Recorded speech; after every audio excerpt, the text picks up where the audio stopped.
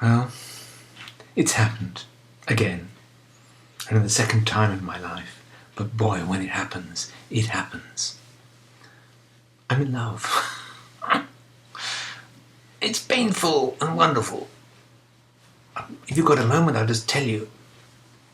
Because I was in the supermarket, just minding my own business, getting some ice cream from the ice cream freezer, and suddenly, whack, in my backside, thunders a trolley, pushes me face down into the ice cream freezer.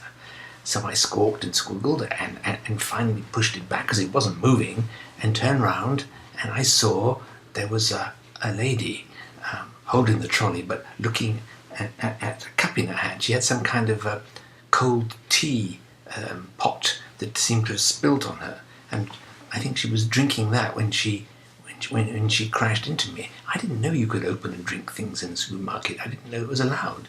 I thought you had to pay for them first, but anyway, maybe she worked there and she'd brought it in with her. I didn't know. So she was then going, oh my God, and all this kind of liquid was on her front. So she said, what did you do that for? She said that to me. I said, I did nothing. I was just standing there. Oh yeah, she said, and what are you doing with my trolley? I said, nothing. I'm just looking for some ice cream. So anyway, I don't want to go on, but eventually I said to her, look, please let me pay for the cleaning of your blouse. So she said, I've got to go to work, she said, mate. I've got to go to work. I haven't got time for all this. So I said, well, look, I'm sorry. I can't do anything else. So she said, oh, all right then. So what about it? So then I said, well, look, if you meet me back here, same time on Saturday morning, and bring the bill for the dry cleaning, I will recompense you. Well, anyway, she accepted that a bit grumpily. So next Saturday morning, I was waiting there. I have to admit my heart was pumping a bit. Will she turn up? So she did. In she comes, striding in. And she showed me 5 receipts for dry cleaning. I said, 5? I thought it was just your blouse. So she said, look, mate. She liked to say mate. And she said, look, mate, I've got to go to work that morning. And when I wanted to put my other stuff on, I found they weren't clean. I hadn't got them ready to go to work. So I had to get everything cleaned. I only had one thing ready to take to work. And there was nothing else. So I got them all cleaned. And she gave them to me. What could I do?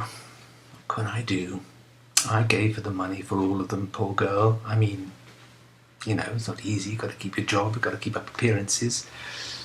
But I said to her, look, I don't want to give you money in the store like this. Maybe we could go and have a little coffee somewhere for a moment if you've got time. So she agreed. And we went and had a coffee.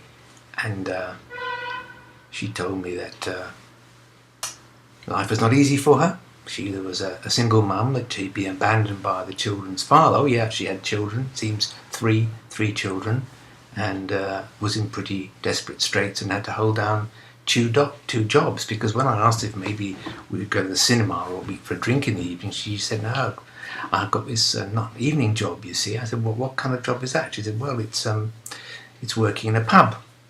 Oh, I said, okay, right, and what do you do in the day? She said, well, in the day she worked for the council somewhere. Oh, okay, I see. So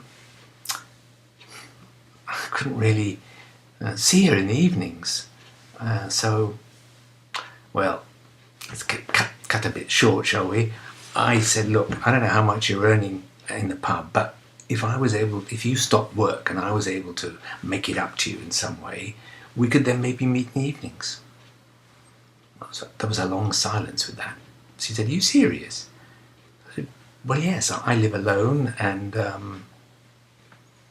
I think something I could do. I like your company. So she said, you make up to me my loss of earnings in the pub. And I said, yes, every month, in advance. Well, and that's what happened.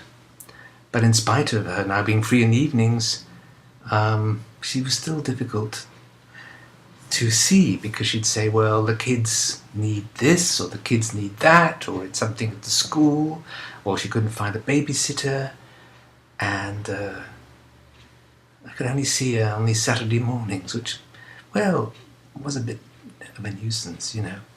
And so I then said, look, can't we meet in the evening really? Can't I come round and see you? She said, no, you can't. I'd like to meet your children. I said, no, the children all love their dad and they'd be very confused if they saw me with another man. So I don't know. I don't know what quite to do about it, except she is so delightful and she's got a wicked little smile. And, you know, I don't like the idea of her even working for the council, because she did mention that she hasn't had no free time to clean the house or properly be a mum to her kids. I said, well, I'd think about, you know, looking after during the day as well, to get that little wicked smile again. Well, it's a bit late now and I must go. I must get back to the vicarage. Evening service. Bye.